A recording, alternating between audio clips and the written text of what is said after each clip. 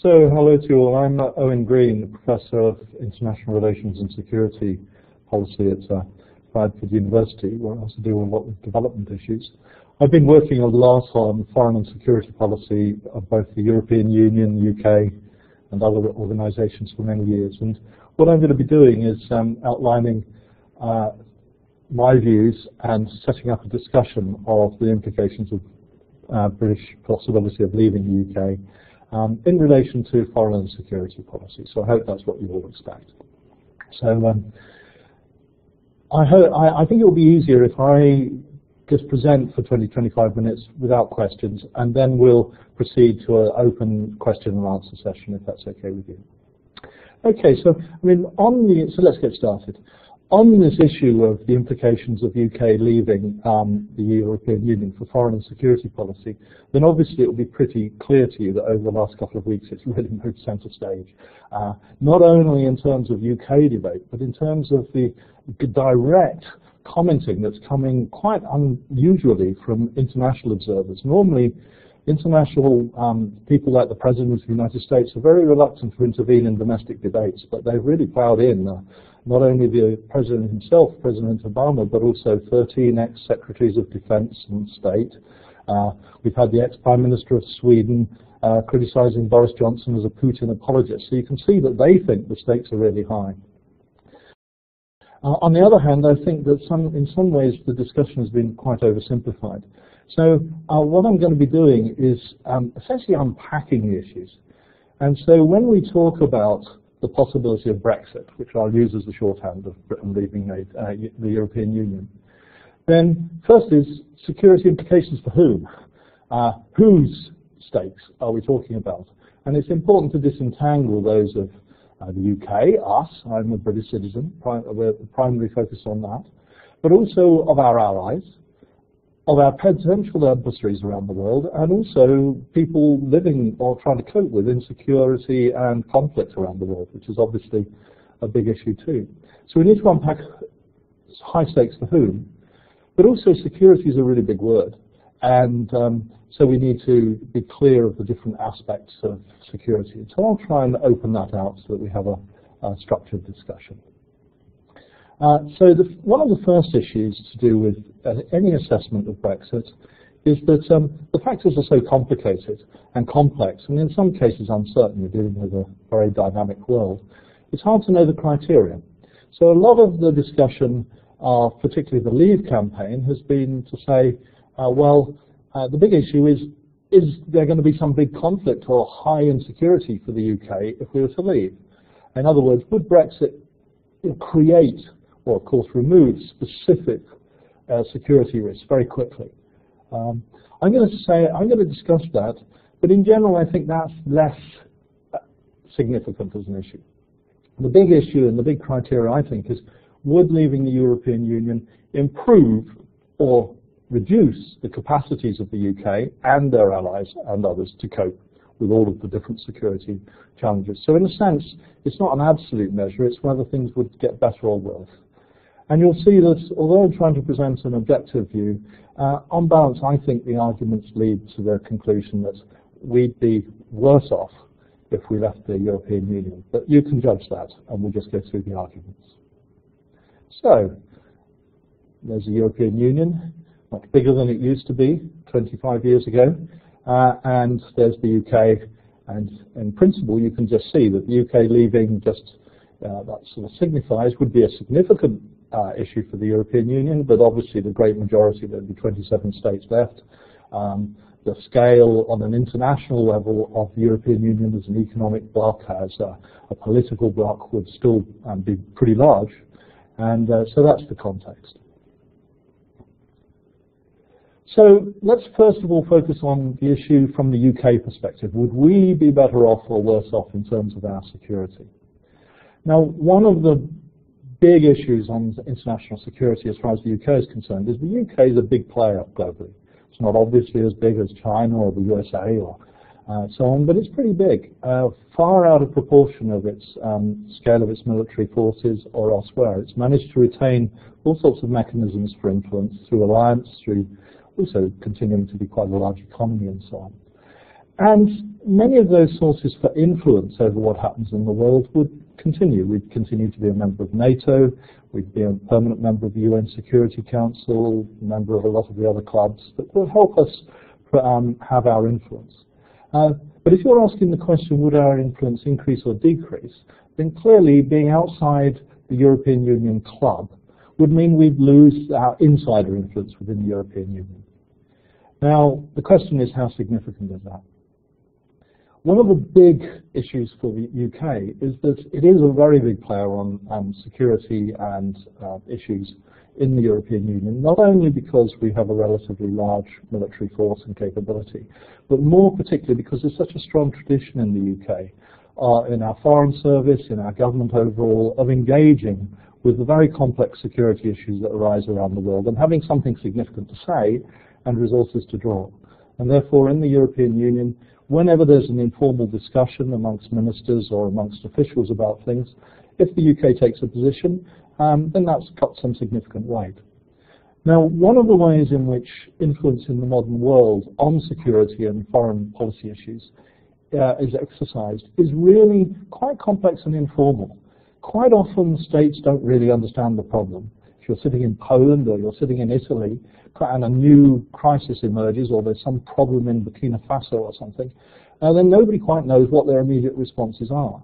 And that's true of NATO countries and the European Union. And so being involved in the discussions to clarify how significant this is, what you should do about it, what should be the position, informal discussions before formal positions are announced, is a really big important aspect of influence, and that's one of the ways in which NATO works. It provides a framework for informal discussions between Europeans and the United States. UK exiting Europe will mean it will be out of the room on those discussions when they come amongst European Union states.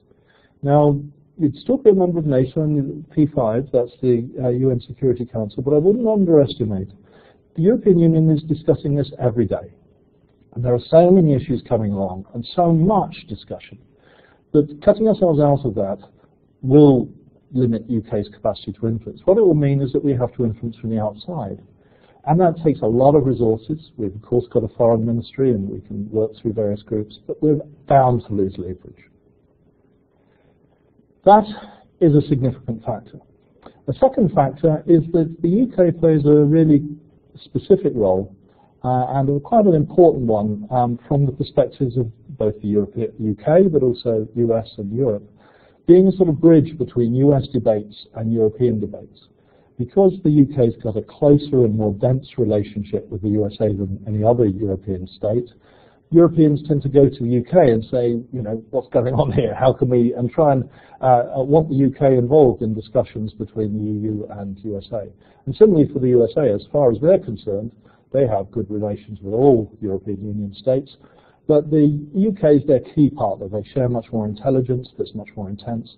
And so the US tends to look to the UK to be an ally in the European Union, trying to persuade people to see things in a way that the US sees things, but also as a key sounding board for what might work for transatlantic relations.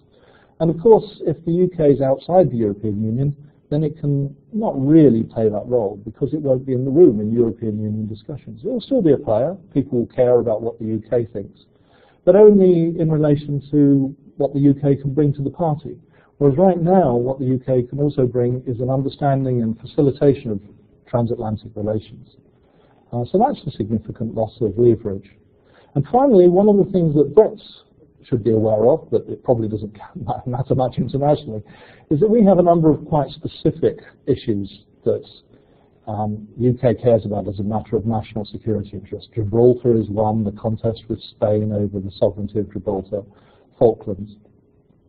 UK benefits from being a member of the European Union there because there's a rule in the European Union, if in doubt, unless you've got overriding national security interests that tend you in another direction, you support your European Union member in international fora on things they care about.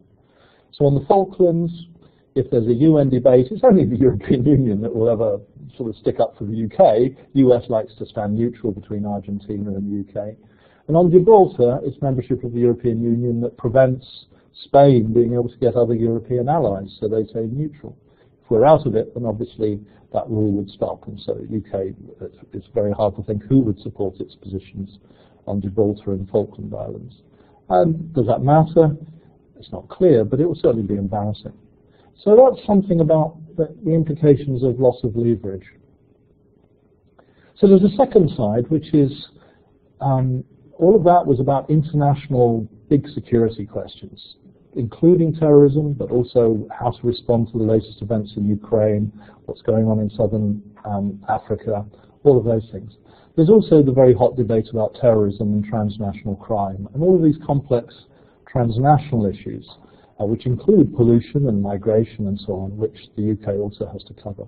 And of course, in the UK press, this issue of how much leaving the European Union would affect our vulnerability to terrorism has been a big deal. So I've been looking at this quite carefully, and I think it's true that the present mechanisms for police cooperation and customs cooperation and intelligence cooperation between European Union's member states, France and so on, and the UK, they're likely to survive if the UK was left. There's no doubt about that.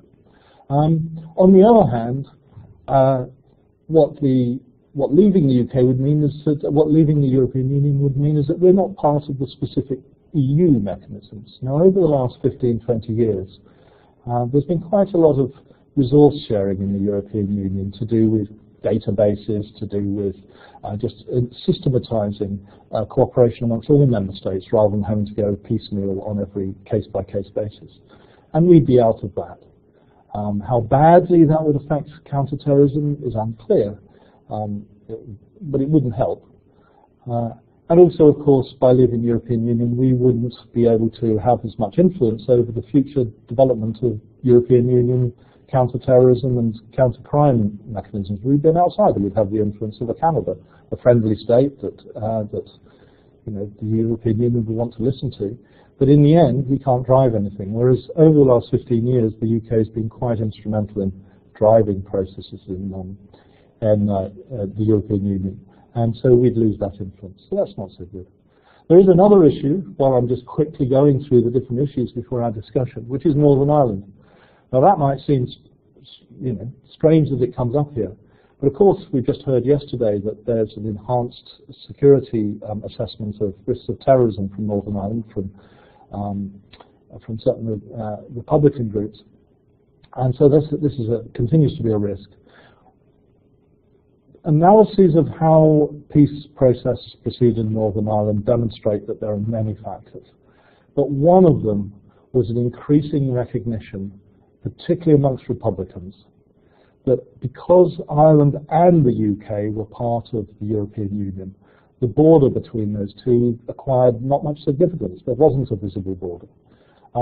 There was free flow of people.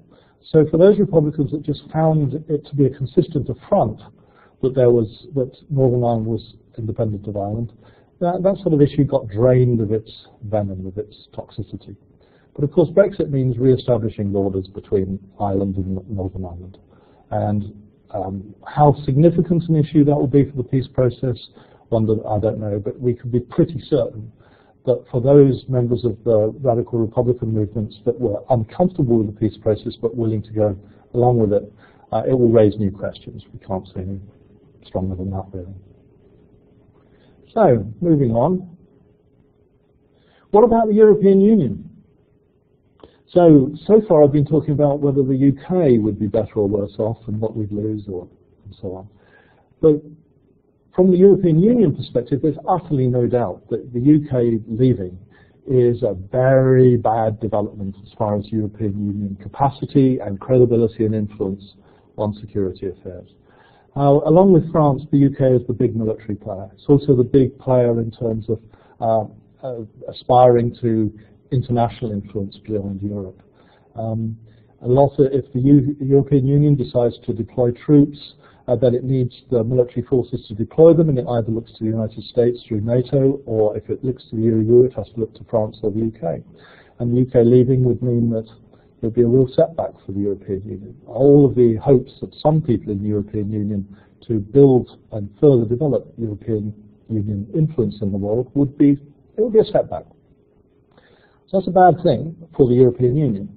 That does not necessarily mean to say that the European Union ambitions to develop more strong and unitary defence policies, joint defence forces outside NATO frameworks, and all of that will be set back. In fact, sort of rather contradictory, they'll probably be strengthened because the main country that was against those sorts of developments was the UK, and if we leave, then the balance of argument in Europe will be very much towards more going their own way.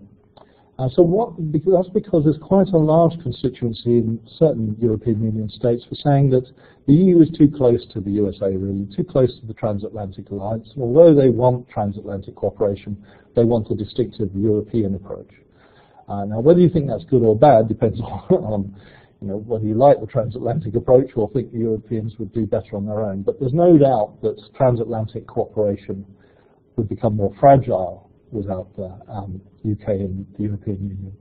I'm not saying it would break up, but I'm just saying that there would be more obvious divisions that would require greater energy to paper over. A lot depends on how France responds to, for example, to this issue. So that's uncertain. So for the European Union, it's a bad development in terms of influence and capability internationally, but many will celebrate the opportunities it brings to develop a more distinctive European Union approach to world affairs. So now, how significant is that?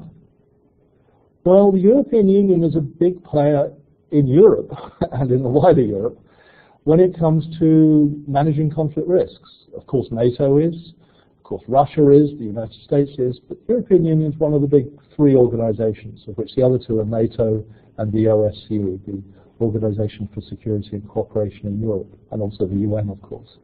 And what tends to happen is that there's quite a complicated interplay between them. Now, you won't require any reminding that there's still an awful lot of conflict risk issues in Europe which need to be managed and need to be handled in some way.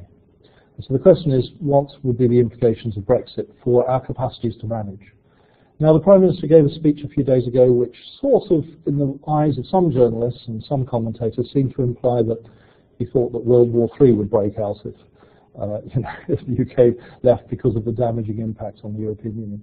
I don't think he was arguing that, and certainly it wouldn't be justified. But the point is that Europe is full of conflicts, tensions and conflicts that can break out into violence.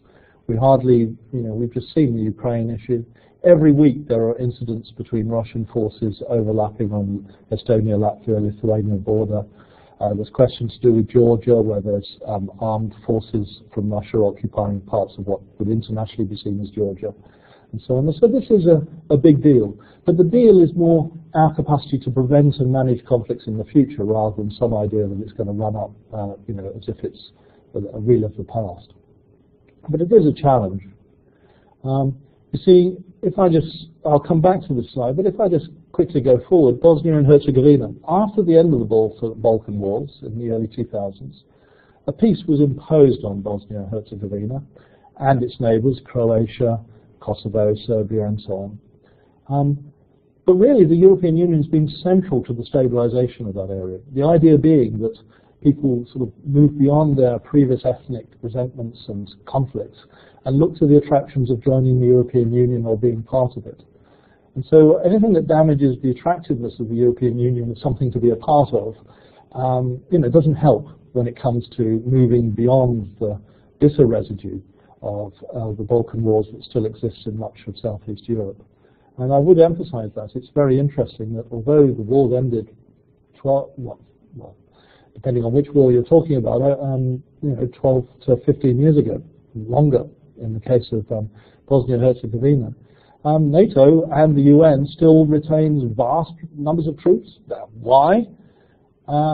As a deterrent against the reassertion of ultranationalist politics in some of the unresolved conflicts. So everybody agrees that this is a fragile area. And of course it won't suddenly blow up if the UK leaves the EU, but if the European Union's credibility and capacity and its sort of vision about its the future place to be is undermined, then it will have some impacts there. Going back, there's the implications for Western responses to Russian power exertion. This is obviously the big thing that's happening in European security over the last 5 years. President Putin's decided to take a much more assertive position when it comes to his near abroad, Ukraine and the other countries around it. And so Western countries have been scrabbling essentially since the annexation of Crimea to try and cope with that. And it's a very delicate process. Part of this is increased deterrence from NATO, and that some people, that may help. But NATO has recognized that this isn't only about military. If we get into a straight military arms race or military deterrence game between Russia and the NATO, you're playing into Putin's hands, because that's a narrative he wants to strengthen, and it's deeply uncomfortable to NATO allies. So the European Union is a really important institution, because it's of course got its security side, but it's also got its economics, its migration side, and so on. And so the European Union is front and center of a lot of the efforts to essentially push, counterbalance Russian pressure in those areas. It's not the only one, but it's very significant. And now sometimes it missteps. Some people have criticized, for example, the over-assertiveness of the European Union in relation to Ukraine as a trigger for Putin. I don't agree with that, but you can see the case. But there's no doubt that a weakening of the European Union has its impacts there. And so if we were to summarize this, and of course there are many other tensions in Central Europe, in the oil-producing areas of Azerbaijan, neighboring Iran, and so on and so forth. The fact that NATO and the OSCE and the UN are still players, and the EU will certainly still exist, means that it's not a sudden catastrophe, but it means that particularly if the European Union is weakened by UK exit, then the capacities of the West will be undermined. A lot depends on how the French and Germans, who will obviously become the two key players if Britain was to leave the European Union, respond. And the UK will still be a player, but it will just be one player amongst many states, as opposed to key determinants of policy of one of the major blocs. So finally, and I promise we'll get to the questions shortly, what about the international scene? There's a big narrative, if you visit India, China, Russia, almost anywhere, of UK declining power. It's not that people necessarily believe it, but it's a very comfortable narrative. It's post-colonial, the future is theirs rather than ours, as it were. And there's a similar narrative to do with the European Union. And those narratives are not very strong, but they're frequently repeated by government leaders and by the press and all of that sort of stuff. So obviously the UK leaving Europe will be seen as the fragmentation of Europe, the decline of Europe as a significant global power. Which of course, it'll still be powerful, but it will mean that European Union's just less big in world affairs, but also that there's more chances of transatlantic divisions between the US on the one hand and Europe on the other. And Russia, China, India would celebrate that just from their own interests, of course. They don't want a consolidated bloc with which to negotiate. They want as many divisions as possible. So particularly those countries that see themselves as adversaries of the West, particularly, say, China and Russia, for them, this will be, UK leaving would be a source of celebration, diplomatic celebration. They just like to see the discomfort of adversaries. But it will also tempt them into trying to play up divisions, which obviously makes the life of Western coalition, particularly since the glue that holds the transatlantic sort of cooperation together will be slightly diluted if UK leaves, or maybe substantially diluted depending on how everybody responds.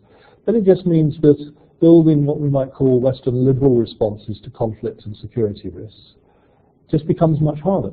Now some people will say, well, that's great, because we've all seen some of the weaknesses in Western liberal responses to international security. But those weaknesses, many would argue, are nothing like the weaknesses of Russian or Chinese responses to those conflicts, which tend to be even cruder. And so, depending on whether or not you think, in general, the West can have a beneficial has a beneficial role to play in the stability and peace building and so on around the world, then it's not clear that the UK leaving Europe would make a big difference, but it's bound to make some difference. And it's not in it's not in a strengthening direction, unless for some reason the UK leaving the European Union somehow signals the idea that the UK wants to be very proactive in the world and just finds the European Union a constraint in that respect. But there's frankly no evidence of that, and I think most of the strong supporters of Brexit are those that think that the UK should get less involved. And that's one of the main fears of the US and their allies. They see the fact that the UK is even seriously considering Brexit, from their point of view, which is above all about the impact on trade and then the impact on international security. They see this as a worrying possibility that the UK is likely to become more parochial and less engaged in world affairs except on terms to do with their narrow national interest. And that's obviously a worry to close allies and a source of celebration for adversaries. So you can see, I'll end here and open to questions. As you see, I've managed to keep to my 25 minutes. What I'm aiming to do is obviously overall develop a theme, which is that there's nothing catastrophic for UK or world security if the UK leaves or the European Union. Let's not get cataclysmic about it. But in a very complex and dynamic world, what the UK would essentially be doing is deliberately, by choice, limiting the mechanisms it has to influence events in the world. It would still have some, but they wouldn't be so strong. And as far as the European Union is concerned, they see particularly those that are more closely allied to the UK philosophy of how to involve themselves in the world, including France, incidentally, but also Netherlands and Sweden and those sorts of countries. They see two very bad developments. One is that it would reduce the capabilities of the European Union, but secondly, it would empower those that want a more distinctive position rather than taking an international, that is transatlantic position on international security affairs. So I open this up to questions, and I hope that was clear. Thanks very much.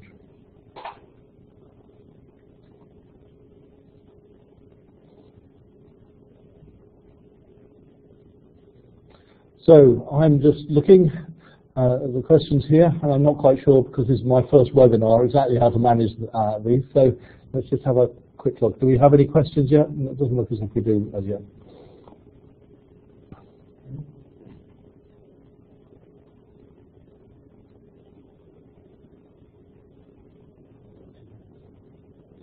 Okay, so I hear that there's some typing, so we'll just wait for those.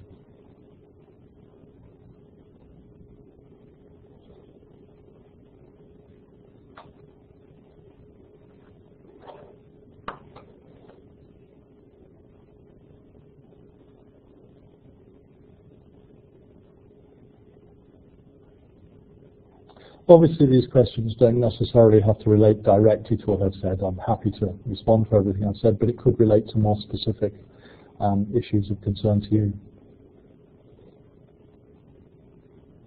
So here we are. There's one question. Oh, there's some questions coming through. So let me just take them in the order they come through, although that means we might move all over the place a little bit. So we have one. Is it from Mikhail Malvesa? Malvitsi. First Brexit, now Brexit. Do you think there will be some other events which will further disaggregate the European Union? That's an excellent question. Some of you that are focused on the British debate will know that Gove recently, about 2 weeks ago, said that UK exit would be a great celebration of European freedom because other states would follow the UK to leave the European Union. I mean, I think it's true that across the European Union there are parties and movements which are increasingly sceptical of and critical of aspects of the European Union, and so there's a lot of concern about that. Personally, I think that the only really big issue that is likely to further disaggregate and raise questions about the European Union is if the Front National in France gains the presidency there, which isn't likely, but it is possible in France. And if they were in power with the presidency, that would obviously, it would all be all bets off, and because they have quite a strong position about essentially dismantling parts of the present European Union. How that would play in terms of security is not at all clear, but But I think if putting that to one side, because it's a risk, but it's not a very, but you know, the chances are against, it's very hard to see anything other than a knocking of the confidence of the European Union. In other words, if the UK was to leave, there'd be a lot of debate about the future of the European Union. I think what that would mean is that those that are fairly clear that they want to stay, which are in the great majority, and that they want the European Union to prosper, would be looking for lots of occasions to demonstrate the strength of the European progression and vision. And so the idea that there'd be a soft touch in negotiations for the UK on things, that's unlikely to be the case for many years. I think that would be my main response to this question. Clearly, if one was to then look around the European Union, the Swedes have made it very clear that they are very friendly to a lot of the questions and issues that the UK has with the European Union, but if the UK was to leave, Sweden would redouble their steps to make the European Union a success, and I think that's clearly true of Germany and so on. So it's hard to see how it would be played out. What it would mean is that the European Union will lose a significant amount of confidence, and those that are skeptical about the European Union elsewhere, China, India, Russia, all of those countries, will interpret this in a way that will reduce EU's international credibility. So moving on, Sana, would the UK still support, for example, EU economic sanctions against Russia, and what would be the implications? Again, an excellent question. Of course, the UK, I think, would definitely continue to support European Union economic sanctions against Russia. So how that evolves over the future is, of course, a big issue. Russia's taking very active measures to try and play up differences. For example, Italy has a more sceptical position on EU sanctions, and they're hoping that gradually that will whittle away at some of those economic sanctions. But the UK has been one of those that's argued in favour. I would make two other points, though. One is that this is a very good example of where being inside the room really matters. The question of policy about Russia and how to respond to things is almost constantly on the agenda every week in EU discussions amongst the relevant officials and sometimes ministers. Not because they're reconsidering whether to impose them or not, but they're looking at the whole relationship with Russia. Not least because there's a military incident with Russia taking place at least once a month and most weeks, which is kept off the agenda because nobody wants to make a big deal of it, but the relevant security officials and ministers need to discuss it. So what this means is that we'd be moving into an environment in which European economic sanctions against Russia would be continually under discussion, but with the UK out of the room. It would have the same position as the US, it would be part of the NATO discussions and so on, but it would make the divisions slightly easier to sow. I don't think I could predict more than that. Friedel, you asked, Brexiters often claim that NATO provides security, not the European Union. Thanks very much for that question. I mean, I think that argument, it obviously has some strength, but what it comes down to is an over-narrowing of what we mean by security. If we're worried that the UK is going to face military threats against our home territory, then clearly you look to NATO to deter that. There's not much risk because we're in a pretty secure corner of Europe. But even if there was, I think it's perfectly credible to say that it's the US alliance and the NATO framework that provides the military capacity to provide credible deterrence. You don't look to the EU to provide really, hard military deterrence against great powers or something. On the other hand, it's coping with the complex security and conflict threats that affect the UK and Europe is a pretty complicated game. And NATO only deals with the military side. It is an important place where its members continue to discuss the complexities of everything, just the same as the G7. But these discussions are rather more complicated and slightly less detailed and regular than they are within the European Union. So the UK being out of the European Union would mean that actually it's cut out of an awful lot of the discussions that essentially European Union NATO members are having amongst themselves about these things. Also, it's cut out from the discussions about how to respond to crises. So when you respond to crisis, there's a question of how does NATO respond to crisis? Well, it just responds through military deployments or confidence-building measures or statements. The European Union's got a vast range of other ways in which they can respond in terms of association agreements, economics, aid, political relationships. So if you're thinking about security within the wider European area, then the European Union is a big player if you're talking about conflict prevention and the more complex aspects of maintaining security. And in practice, the fact that there's a strong overlapping membership between NATO and the European Union has meant there's been very close synergies between EU discussions and NATO discussions. So if the discussions are in NATO but they have implications which mean that the EU has to take action, then that's easy. The UK has been pivotal in those discussions. And being out of it, it would mean that we're essentially, we're part of the NATO discussion, but not part of the way of intermediating between the EU and NATO. So I think I would summarize my broad view that NATO is a very important security actor, and if we're primarily concerned about the threat of invasion or whether or not we need military deterrence against Russian intervention in Estonia, then you look to NATO primarily. If you're looking to be able to influence events and manage the more complex issues that are around conflict prevention and management, then the EU is a key player. And the EU would continue to exist, as I said. I think it would probably be weakened by UK exit. But the UK would just be less central to the way in which the NATO and the EU forces are combining, basically. And so I hope that's a clear response. Jack Roberts has asked, would we see a decline in our activities in the Middle East? That's a really good question, and of course, crystal ball gazing, I don't know. All Western states, that's all NATO states, and in particular, have taken pause by the intense complexity of the transformations that are going on in the Middle East and the Gulf and the Islamic world in particular, but the Islamic world as it relates to the Gulf and the Middle East. And so you can see that President Obama's been cautious, UK's relatively cautious, but so on. They just don't know quite how to handle this. I think this is an ongoing intense debate for the European Union. Now the European Union has daily meetings on issues to do with the Gulf and the Middle East because of the issues of migration, humanitarian assistance and all of that.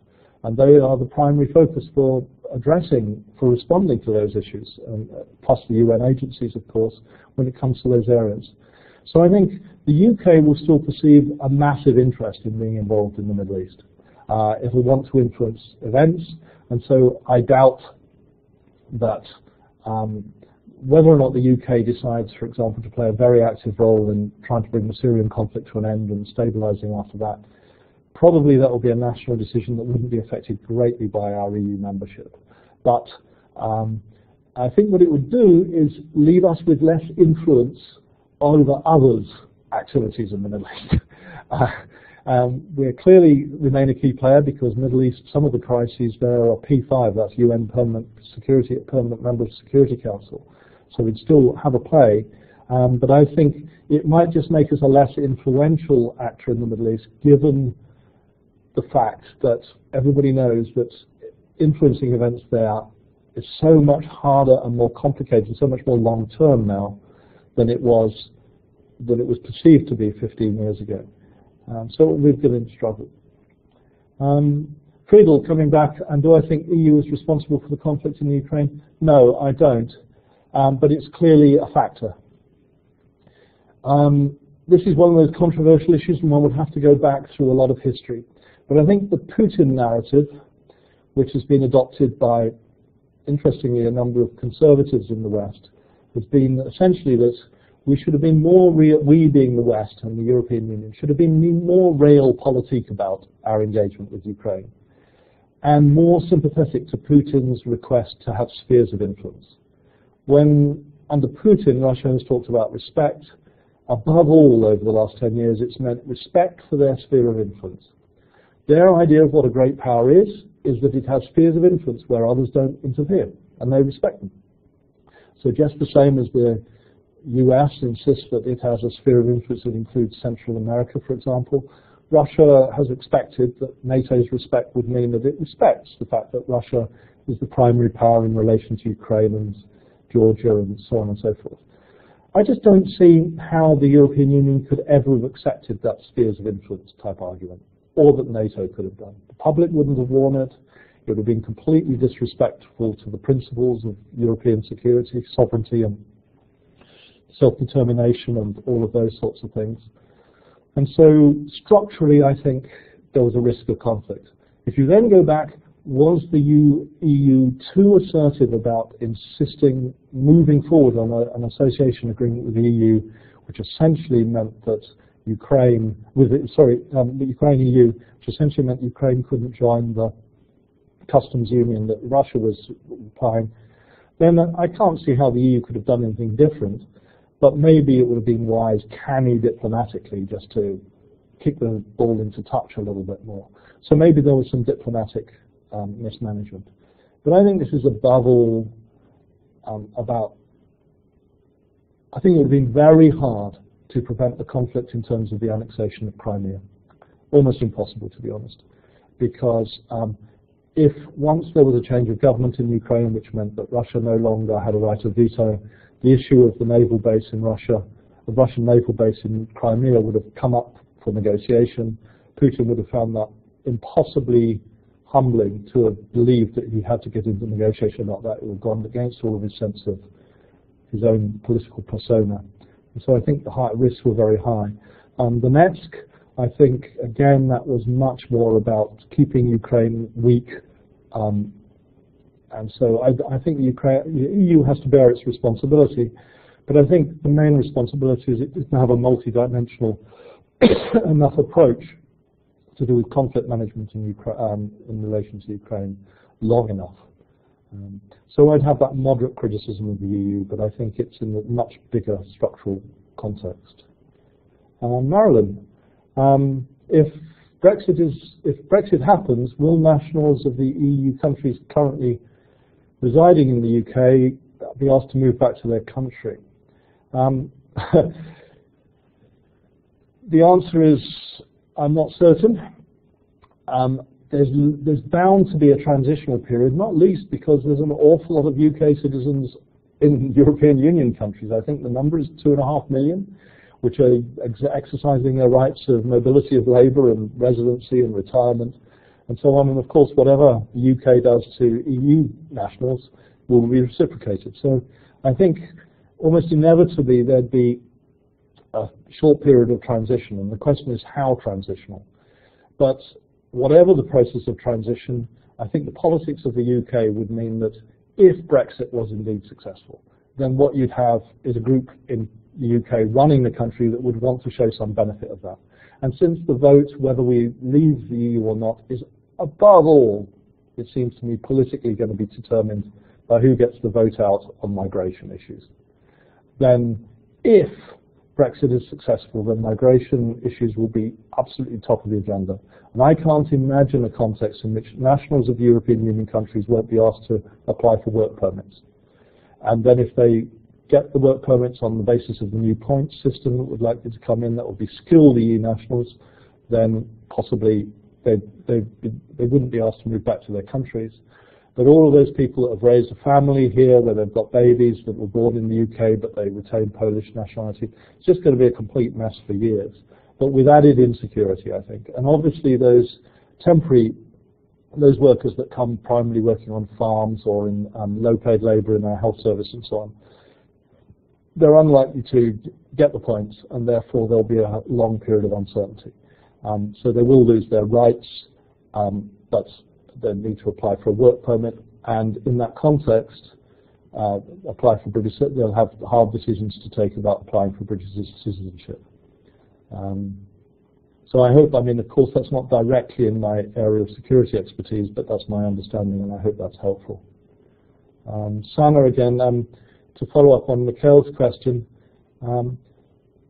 is there a danger that the EU might choose to exclude the UK from cooperation more than would be necessary?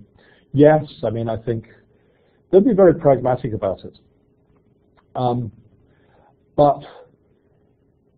So in other words, I think on security matters, when it comes to security like how to respond to Ukraine, what to do about crises in Libya, of course there'd be, and Iran, there'd be lots of incentives to keep the UK in the cooperation. And anyway, the EU wouldn't have the capacity to exclude UK from cooperation because much of that cooperation would be through the UN or NATO or with the Transatlantic Alliance. So it wouldn't be totally excluded.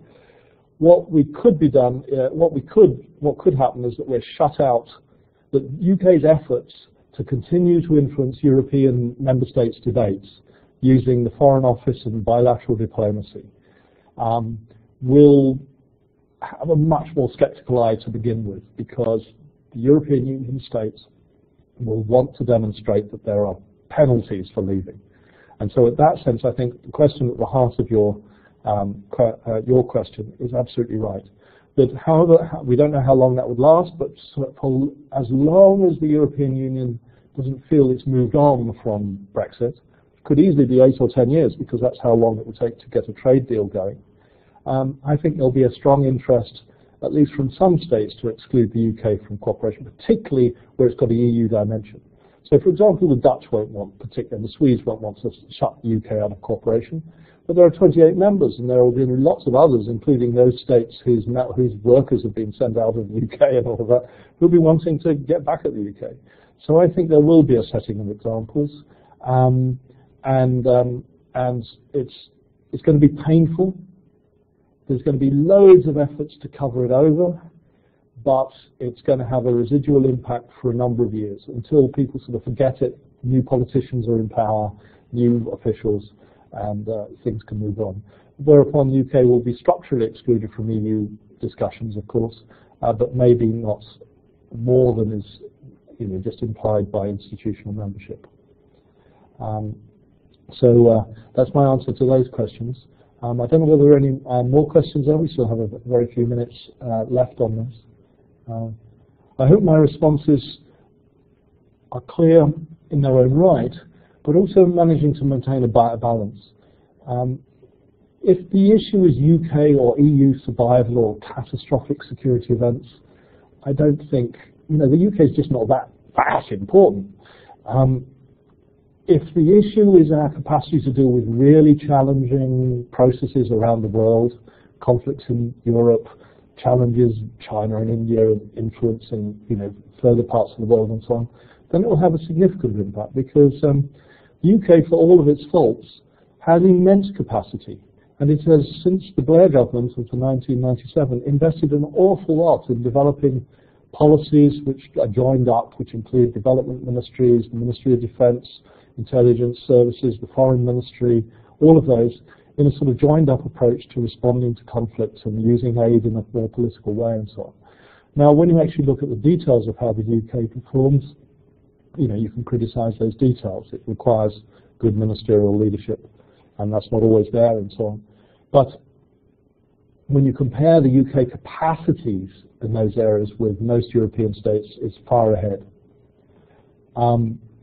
And particularly this is significant when you're dealing with complex security issues where you can't just have a military deterrence response. You've got to engage with other issues. And so in that context, I think it will have a damaging impact. So it's not surprising that you can see that on balance, I think that it provides UK with virtually no advantages leaving the European Union from the international security perspective, and it provides a lot of disadvantages.